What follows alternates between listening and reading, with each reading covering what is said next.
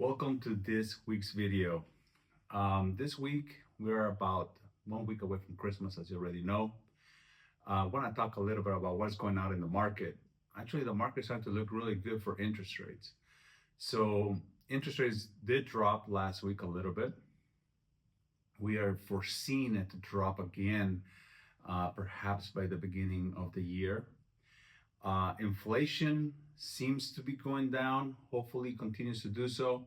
Unemployment, unfortunately, is going up, and that may cause the Fed to reduce the interest rates a bit.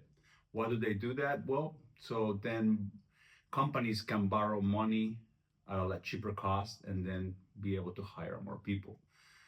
But as we can see, unemployment is actually getting outside of the lines that the Fed likes to see it in. So I believe that might cause another cut to the rate, the benchmark rate, which has an indirect correlation with the mortgage rates. But I believe that there might be another cut trying to achieve bringing down that unemployment number. But what I want you to concentrate on is get yourself, if you're already shopping, into a home as soon as possible. I know I always talk about this. Every single week I'm talking about it. And the reason why it seems to be the pattern is because no matter where you're at or no matter where the economy is at, the best time to buy a home is when you found a home that you love and you found a home that you can afford. A lot of people throughout this process, throughout these 4 years, have been concentrating on the interest rate. Then there has been a minority of people that, regardless of the interest rate, they decided to buy a home.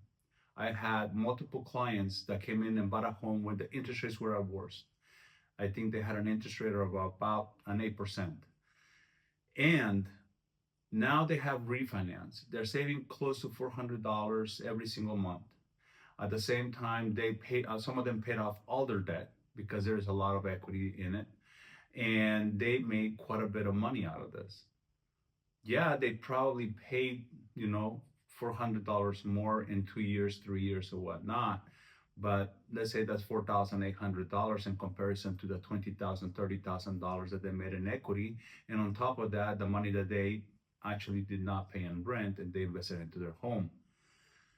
So regardless where the position is of where we are, the best time to buy a home is now. Now, if we look back to the COVID days where interest rates were at 3%, it was almost impossible for most people to get into a home. Why? Because there was a lot of people that were buying homes in cash and they were overpaying for them.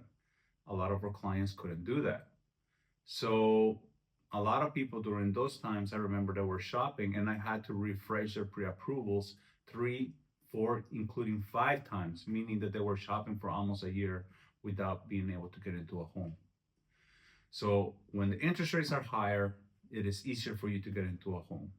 Yeah, it's going to be a couple months or a year or 2 years of higher payments, but you will make it up when you refinance and you do your equity.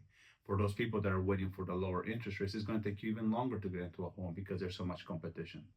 So take advantage of it now. If you found a home that you love and if you think the interest rates are still a little bit higher, still, as long as I tell you what the monthly payment is, if you're comfortable with that monthly payment and you can afford it and you can see yourself driving to this home every single day and being grateful to be there, then make an offer and get into that home. Have a wonderful week and talk to you next week.